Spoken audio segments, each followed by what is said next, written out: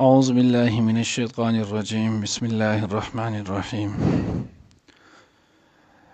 الله لا إله إلا هو الحي القيوم لا تأخذه سنة ولا نوم له ما في السماوات وما في الأرض من ذا الذي يشفع عنده إلا بإذنه يعلم ما بين أيديهم وما خلفهم ولا يحيطون بشيء من علمه إلا بما شاء وسع كرسيه السماوات والأرض ولا يؤوده حفظهما وهو العلي العظيم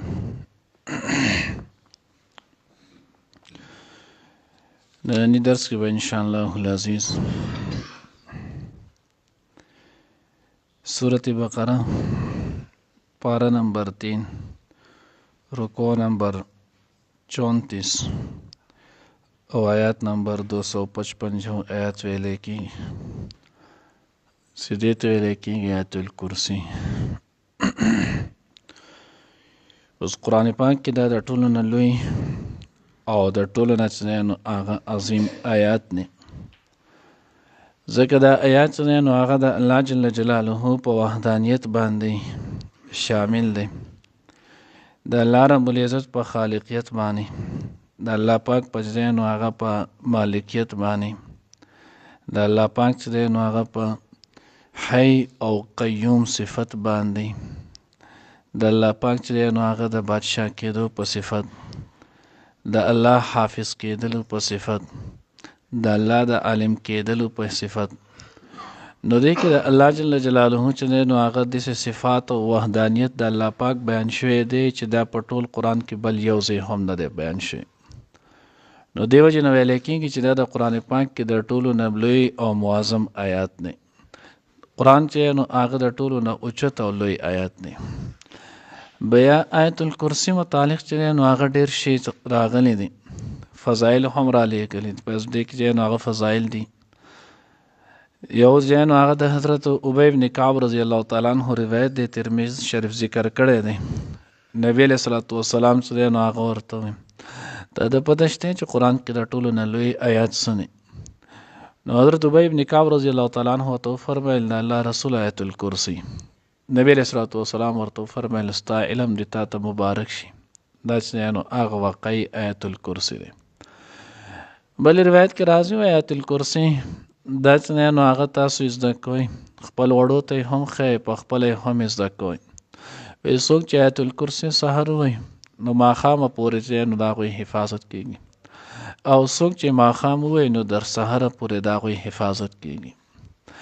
بیا په دې کې چې نو هغه ډېر شي داسې احادیث راغلي دي چې هغه احادیث ضعیف دي، لکه تفسیر ابي سعود، تفسیر کبیر، او دغه شان تفسیر ابن کثیر، د هغې سره چې نو هغه فیض القدیر، کنز العمال، دې حضراتو ټولو د حدیث چې نو هغې ذکر کړي او بیا په هغې باندې حکم لګولی دی. یو په هغې کې دا دی چې دې کې راځي چې نو هغه تفسیر ابن ابي سعود کې دی ان اعظم آیة فی القرآن آیة الکرسی من قرأها بعث الله تعالى ملكا يكتب من حسناته ويمحو من سيئاته الى الغد من تلك الساعة. وی قرآن پاک کې داسې یو آیات دی چې هغې ته ویلی کېږي آیت الکرسی. څوک چې دغه آیات چې نو هغه وایي د آیت الکرسی وایي نو د دغه الله پاک چې نو یو فرشته راولېږي، د هغه نیکۍ لیکي او ګناهونه وله ورانوي تر د سبا پورې. وایي د حدیث چې نو هغه علامه ابن جوزی رحمت الله علیه په خپل الموضوعات کې لیکلی دی. وایي دا حدیث چې نو دا موضوعي حدیث دی، دا حدیث موضوعي حدیث دی، دا چې نو هغه ثابت نه دی، دا منګړت دی، د ځان نه جوړ شوی دی. دویم دې متعلق را بل حدیث ذکر کړی وقال علیه الصلاة والسلام ما قرأت هذه الآیات فی دار الا هجرته الشیاطین 30 یوما ولا يدخلها ساحر ولا ساحرة 40 لیلة. وی په کوم کور کې چې آیت الکرسی ولوستلی شوله نو دغه کور ته ساحر سړی او ساحره ښځه چې نو هغه نشي داخلېدی 3 ورځې 40 ورځې، او شیطان چې نو دغه کور ته 3 ورځې نشي داخلېدلی. نو تفسیر رازی کې امام چې نو هغه رازي رحمت الله علیه تفسیر کبیر کې هغه لیکلی دی وایي دا حدیث چې دی نو هغه وایي صحیح نه دی، د دې سند چې دی نو هغه مضبوط نه دی، وایي بلکې ما چې دی نو هغه څومره احادیثو کتابونه کتلي دي امام رازي رحمت الله علیه وایي زونه وایي ما چې څومره احادیث کتابونه کتلي په هغې کې د حدیث ما نه دی موندلی، دا صرف تفاسیرو چې دی نو هغه نقل کړی غلطي شوي ده او بیا د هغې نه وروسته هر سړی دغه ذکر کړی دی. بل حدیث مبارکه کې چې دی نو هغه راځي وایي چې نبی علیه الصلاة والسلام حضرت علی رضی الله تعالی عنه ته وفرمیل چې یا علی علمها ولدک و اهلک و جیرانک فیما نزلت آیت اعظم منها. وی علی رضی الله تعالی عنه ته نبی علیه الصلاة والسلام وفرمیلو چې ای علی دا چې نو هغه ته په خپله هم یاد کم او خپل اولاد ته هم یاد کم او خپل ګاونډیانو ته چې نو هغه هم یاد کم. څومره چې قرآن پاک نازل چې نو هغه آیاتونه نازل شوي دي په هغې ټولو کې د ټولو نه عظیم لوی آیات چې دی نو هغه دا دی. د متعلق چې دی نو هغې لیکلی دی تفسیر بحر المرید کې او تفسیر سراج المنیر کې، په هغې کې لیکلی وایي چې دا حدیث چې دی نو هغه ضعیف دی، فضایلو کې چلیږي البته خو دا ضعیف حدیث دی. بل حدیث کې چې نو هغه راځي وایي چې نو هغه حدیث دغه ول ورکړی چې نبی علیه الصلاة والسلام فرمان دی من قرأ آیة الکرسی فی دبر کل صلاة مکتوبة لم یمنعه من دخول الجنة الا الموت. وایي چې نو هغه څوک د هر فرض مانځه نه وروسته چې نو آیة الکرسی وایي دا سړی چې نو هغه ځای کې جنت ته داخلېدو د دا او د جنت ته داخلېدو په منځ کې حایل صرف او صرف مرګ دی ولا یواظب علیها الا صدیق او عابد او دغه شانتي نو په دې باندې مواظبت همیشګيري نه کوي مګر هغه سړی چې کم صدیق وي او یا عابد وي. د جلالین په حاشیه باندې اوس سره چې نو هغه دام لیکلی او نبی جون یا چې نو هغه صحیح نبی چې نو هغه نو د متعلق چې نو هغه لیکلی د فیض القدیر کې تفسیر کشاف کې دا غوي چې د حدیث چې نو هغه ضعیف دی جدا دومره چې نو هغه ضعف دی په دې کې انتها درجه د ثبوت نشته وایي ودا چې نو هغه د حد نه سوا ضعیف دی.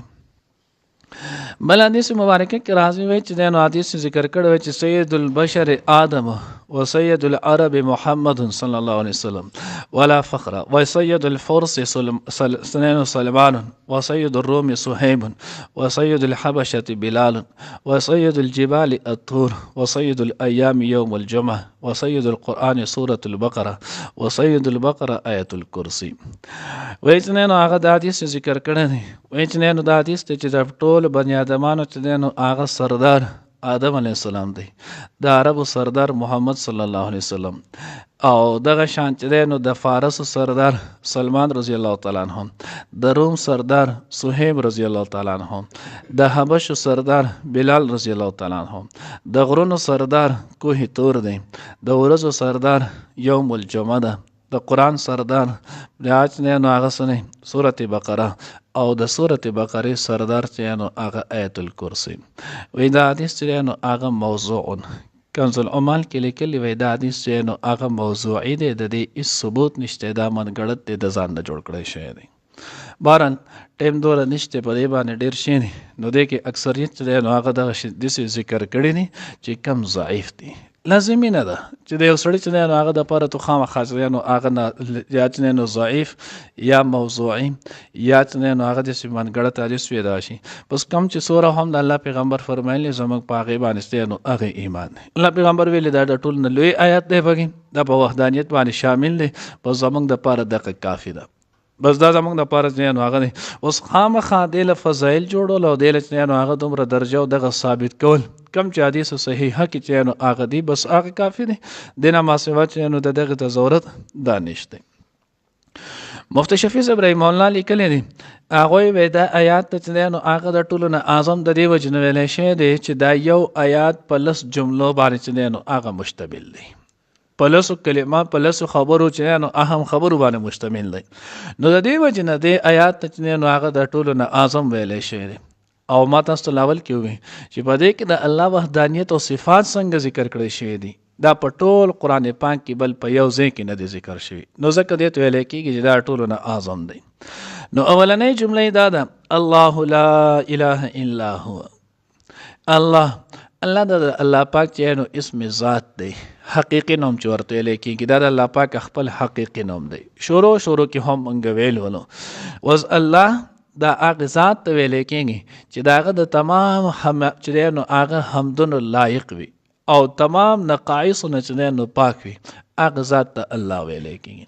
لا اله الا هو، نشته لایق د عبادت سوا چې دی نو د الله د ذات نه، صرف د الله ذات چې دی نو هغه د عبادت لایق دی، ځکه د هغه د تمام محامدو چې دی نو هغه مجمع ده او د تمام نقایصونه چې دی نو پاک دی. او کم چې داسې ذات وي نو د هغه د عبادت لایق وي، هغه سړی د عبادت لایق نه چې کم د نقایصونه ډک وي. نو ځکه الله لا اله الا هو دا ولنۍ جمله. دویمه جمله الحي القيوم، الله چې دی نو هغه حی دی. القیوم، الله رب العزت چې دی نو هغه قیوم ذات دی.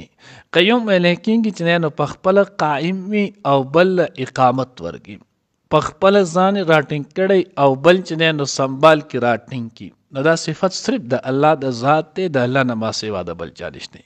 حی دا د الله صفت دی.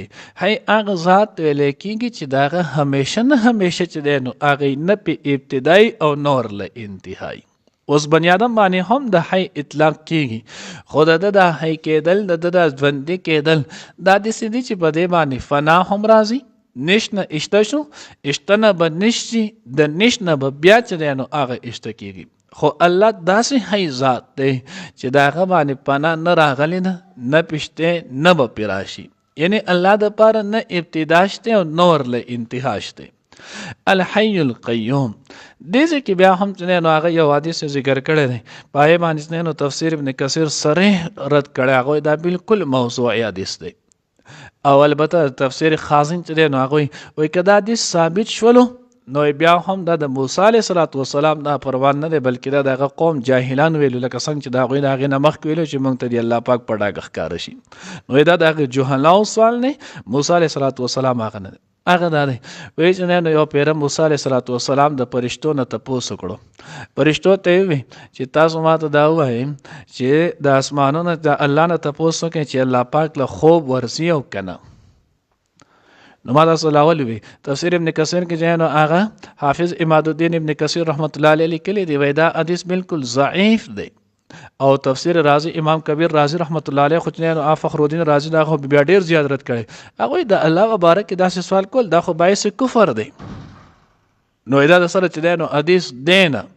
البته تفسیر خازن ما تاسو ته دغه لیکلی، هغه وایي که چېرته شیم نو د موسی علیه السلام سوال نه دی، بلکې دا دغه د قوم جاهلانو سوالو. ما ته د ټول نه مخکې دا حدیث د سره دی نه منګلټ دی.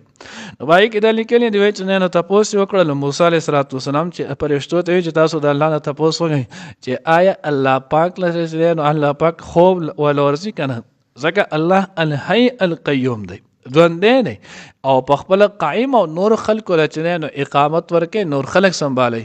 نو دنیا مشاهده خو دا ده چې څوک سنبالوي داسې دا کوي، نو په هغه باندې تکاوټ چې دی نو هغه راځي، ستړیوالی پرې راځي او د هغه ته د ارام ضرورت وي. نو هغې کې بیا دا لیکلي وایي چې موسی علیه السلام نه خلاصونه چوړې دا دی، موسی علیه السلام نه الله پاک چې نو هغه ته حکم وکړو چې یو 2 بوتلې راواله، نو هغه د شیشې او 2 بوتلې راوستې. موسی علیه السلام ته چې ثابت شپه دا په لاس کې ونیسه او دقه شانتې وردېږم. نو موسی علیه السلام وایي داسې وردېدلو، وی ټالی به چې دی نو هغه راله خوب وزنګه، زر به موسی علیه السلام بوتل به ورته ایدو، بیا به یې راټینګ کړلو، بیا به یې داسې کولو.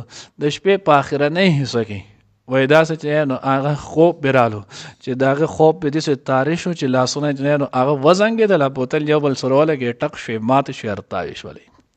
نو بیا ورته الله پاک وحی راولی چې که چېرته چې نو هغه ماله خوب راتلی نو د ځمکه او اسمان نظام به پوها درهم برهم شو. خو ما تاسو چې دا موضوعي دی، منګړت دی، د دې تمثیل ته سره ضرورت شته نه. الله په خپل ذات او صفاتو سره کمال درجه لایق دی، بس الله پاک د هغې حفاظت کوي. نو دغه چې نو هغه الحی القیوم لا تأخذه سنة ولا نوم. درېیمه جمله دا ده ځکه الله پاک چې نو هغه د آرام نه مستثنا نه، کم سړی چې آرام کې پاغه باندې ستړیوالی او تکلیف راځي، او الله رب العزت چې نو د داسې صفاتو نه پاک دی. بیا چې نو هغه سینه څه ته ویلی کېږي، نو د خوب 3 قسمه دي. یو ته چې نو هغه سینه ویلی کېږي د سین په کسرې سره، دویم ته چې نو هغه دغه ویلی کېږي نعاسو، او دریم ته چې نو هغه نوم ویلې کېږي. نو وایي السنة ثقل فی الرأس والنعاس ثقل فی العین والنوم ثقل فی القلب. وایي چې نو هغه سینه نو هغه په سر کې چې سړی رو هغه کله خوب ولورځي خلک وایي سر را باندې دروند دروند کېږي زه لږ ارام کوم. نو دغې ته چې نو هغه سینه ویلې کېږي، موږ ورته پریشانی وایو. او دویم چې نو هغه څه دی هغه نعاس دی. نعاس ویلې کېږي الثقل فی الراس، سترګې چې په خلکو باندې پټېږي سر یې دروند شي سترګې بیا پټېږي رو نو دی بیا رو سترګې پټې وده کېږي. او کله چې دا دواړه کیفیتونه زړه ته منتقل شي نو دې ته بیا نوم ویلې کېږي. چې زړه باندې نو هغې ته منتقل شي چې بیا سړی ودی بیا که څوک خواته هر څه کوي چې ته پته نه لګي. نو الله لا تأخذه سنة، الله باندې پریشانی نه راځي، اونګ پې نه راځي. نوم چې نو هغه خو غټه خبره ده، ځکه الله رب العزت چې نو هغه دا په چا باندې راځي چې چا کې نقص وي، او الله د نقص نه پاک دی. له ما فی السماوات و ما فی الارض. څلورمه جمله مفتی صاحب لیکلې وای د هغه دا نه چې د الله دپاره دی هغه څه چې په اسمانونو کې دی او هغه څه چې په ځمکو کې دی، ملکن خلقا و عبیدا. دا ټول چې څه موږ ته په کائنات کې به نظر راځي او یا څه زموږ د سترګو نه نظر نه اوجل دي نه راځي، دا ټول د الله چې دی نو هغه مملوک دی، دا ټول د الله مخلوق دی، او دا ټول د الله پاک چې دی نو هغه غلامان دي د الله چې دی نو تابعدار او ماتحت دي. نو وایي د الله چې څه دي نو ملکن خلقا عبیدا. بیا دلته چې نو تفاسیر کې یو سوال ذکر کړی، وایي دلته الله پاک چې دی نو داسې وایي چې له ما فی السماوات و ما فی الارض. نو دا ما پځې من ولې نه وي؟ ځکه دا یو خبر پکې یاد ساتئ، اکثر زموږ دا درس علما مورین په دغه وجه پکې وایو چې ما راځي چې دی نو هغه د غیر ذوی العقول دپاره او من راځي د ذوی العقول دپاره. عربی ګرامر کې من دا د ذوی العقول دپاره راځي او ما چې دی نو هغه راځي د غیر ذوی العقول دپاره. نو دلته الله من فی السماوات و من فی الارض ولې نه وي؟ نو مخکې هلته وویلی شول چې لا اله الا هو، الله نه ما سوا. نو د هغه ټولو شیزونو چې دی نو هغه دی کولو چې دا څومره څه چې هم دی دا ټول په ټوله چې دی نو هغه د الله دی. او په دې کې چې وکتلی شي نو د ذوی العقول په مقابله کې غیر ذوی العقول چې دی نو هغه ډېر زیات دي. نو الله ځکه د هغې ذکر وکړو چې دا څه هم دي نو دا ټول د الله دی، که هغه ذره ده او که هغه لوی غر دی، دا ته څه چې نو هغه د الله پاک دی، ملکن هم خلقن هم او عبیدن هم. پنځمه جمله من ذا الذی یشفع عنده الا باذنه. وایي څوک چې دی نو هغه داسې نشته چې د هغه د الله په نسبت باندې شفاعت وکړي الا باذنه، مګر د الله پاک په اجازت سره. پرون چې نو هغه درس کې تیر شولو لا خلة ولا شفاعه، چې هلته به نه دوستي په کار راځي او نه شفارس و. نو پای کې موږ ویلو مسلمانانو په حق کې چې نو هغه به شفارس کېږي. اوس دا شفارس به یو سړی ډایرکټ داسې کوي؟ وایي نه، داسې په الله باندې جبرن هېڅوک چې دی نو هغه هم شفارس نشي کولی. لکه دنیا کې تاسو که خیال کړی سرچا مسله څه خبر راشي هغه وایي نه زه راغلم زما دا خبره به منې، شفارس په طور باندې خو د هغه د اجازت نه بغیر ډایرکټ پسې لاړ شي. الله وایي نه د الله سره داسې څوک نشي کولی. الله چې دی نو هغه شفاعت هم هلته څوک کوي، شفارس هم څوک کوي. نو دغه شفاعت کوونکی به د ټولو نه مخکې د الله پاک نه چې دی نو اجازت غواړي. نو چې الله ورته اجازت وکړي نو الله به شفارس دی کولی شي، چې الله ورته اجازت نه کړی نو دی به شفارس نشي کولی. او په دې کې د ټولو نه لویه درجه هغه د رسول الله صلی الله علیه وسلم نه کوم ته چې مقام محمود ویلی شوی دی. نو هغه مقام محمود کې چې نو هغه به ما په خپله تقریبا 22 سال به زه ګرځېدم، ما چې دا به د حضور څنګه سیده او دا سیده به سوری چې په هغې کې د الله پیغمبر فرمایي، د بخاري روایت د مفهوم د مسلم کې هم دی چې الله پاک به ما ته داسې محامد خپل حمد او ثنا چې دی نو هغه به راته الهام کړي چې د دې نه مخکې هغه ماله نه راتله او نه بل چاله، یو پیغمبر ته الله پاک الهام کړله. او الله پیغمبر به سیدو کړي، بیا به د سیدې نه وروسته چې کله راپاسي نو د راپاسېدو نه وروسته الله به ورته وایي چې سر اوچت کړه تو چې څه هم وی ستا به هر شفارس چې نو هغه قبول وي. نو دا ما ته نن میلاو شلو. تفسیر چې نو هغې کې لیکلی تفسیر ذخیرة الجنان کې وایي چې د الله د پیغمبر داسې ده چې دی نو هغه به د 2 هفتو په قدر وي، دنیا په اعتبار سره د 2 هفتو په قدر اوږده سیده چې دی نو هغه به د الله پیغمبر وکړي. او په دې په موقع به الله پیغمبر مسلسل د الله چې دی نو هغه حمد و ثنا بیانوي. د دغې نه وروسته به ورته بیا دغه اجازت چې دی نو هغه وشي. شپږمه جمله الله وی یعلم ما بین ایدیهم وما خلفهم. الله رب العزت داغه علم کامل دی. ما بین ایدیهم د خلکو چې دنیا کې څه کړي دا ټول الله ته معلوم دي. وما خلفهم او کم چې وروسته پاتې کوي نو دغه هم الله ته معلوم دي.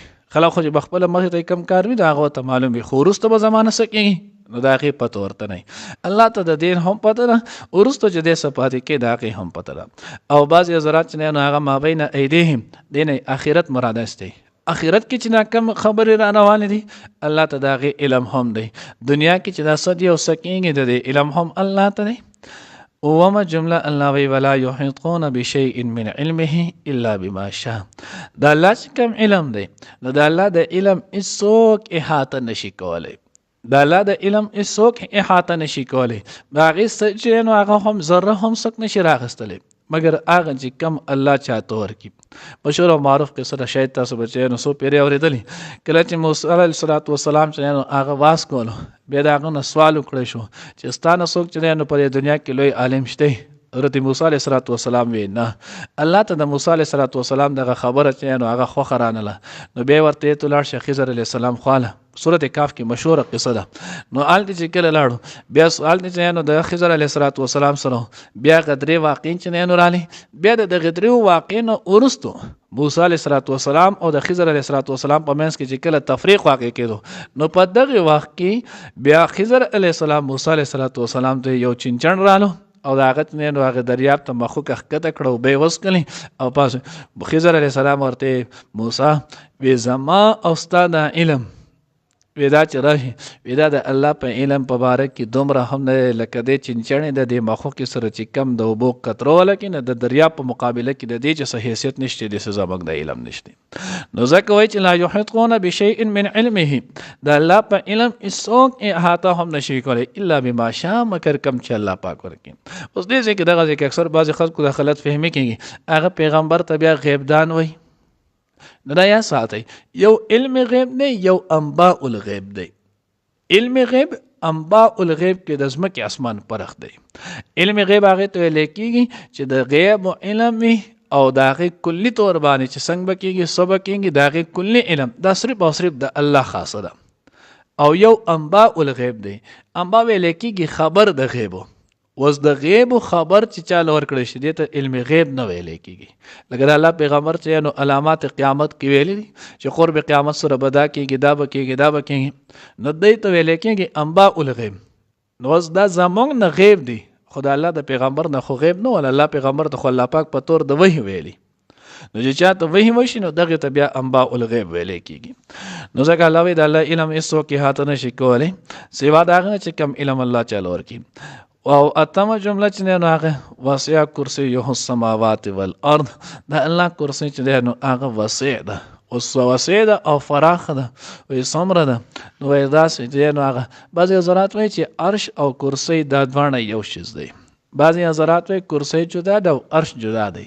دریم قول چې دی نو بعضې حضرات وایي چې وسع کرسیه هم د دې نه مراد چې نو کنایه ده چې دی نو د الله پاک د علم ده. بهرحال کرسي د دې ثبوت هم شته د عرش د دې ثبوت هم شته. څنګه دی مخکې مونږ ویلو که شو یاد وي نو شروع کې ما تاسو ویلو چې دغه څنګه استوا ده نو الاستواء معلوم والکیف مجهول الایمان به واجب والسؤال عنه بدعة. اوس کرسي ده الله په څنګه کې نه څنګه چې د الله د ذات عالیه سره چې دی نو هغه ښایي آمن وسلم نه زمونږ په دې باندې ایمان دی دې کې چې نو هغه چوچرا په دې کې باس مباحثه کول دا چې نو د ایمان د زوال سبب دی. غټه څومره ده نو د الله کرسي او اسمانون لچنه نو دغه احاطه کړی ده. ووانه اسمانونه چې دي دا د دغه کرسي نه چې نو لاندې رالی. اوس کرسي څومره ده نو دغه کرسي د عرش په مقابله کې بیا دومره ده. وایي دا عرش دومره غټ دی چې دغه کرسي د هغې په مقابله کې داسې ښکاري لکه یو غټ واضح غټ ګراونډ چې دی نو هغه وي میدان وي او په هغې کې یو ورکوټې شانتي حلقه ټیر وغیره چې دی نو هغه پروت وي ګول.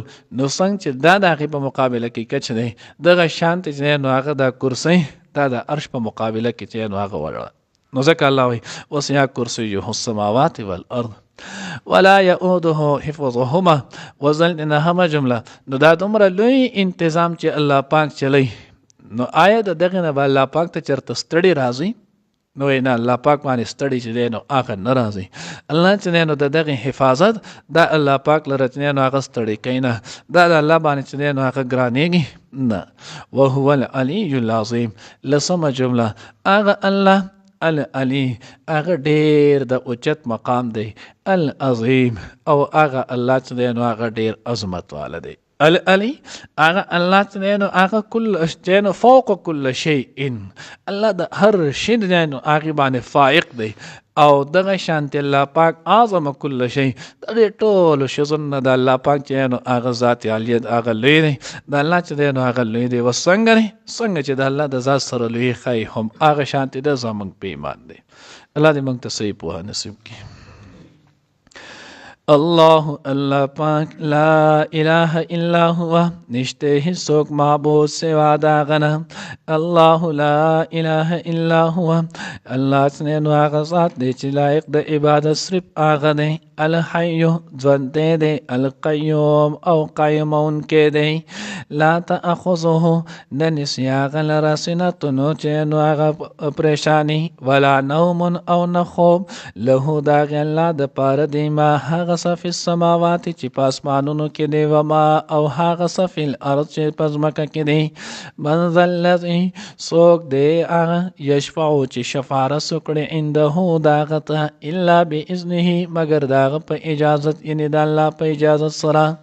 یعلم ما بین ایدیهم وما خلفهم، هغه پوهېږي په هغه څه چې کم د هغوی نه وړاندې دي، وما خلفهم او څه چې د هغوی نه وروستو دي. ولا یحیطون بشیء او د هغوی احاطه نشي کولی بشیء د څه شي من علمه د هغه د علم، یعنې د الله د علم نه، الا بما شاء مګر هغه څه چې هغه ورته ښودلي ورکړی دی. وسع کرسیه السماوات والارض، او راګیر کړی د هغه کرسی اسمانونو لره، والارض او ځمکې لره. ولا یعوده او نه ستړی کوي هغه لره حفظهما حفاظت د دې دواړو. وهو العلي العظیم، او هغه الله د اوچتې درجې خاوند دی، العظیم ډیر لوی دی.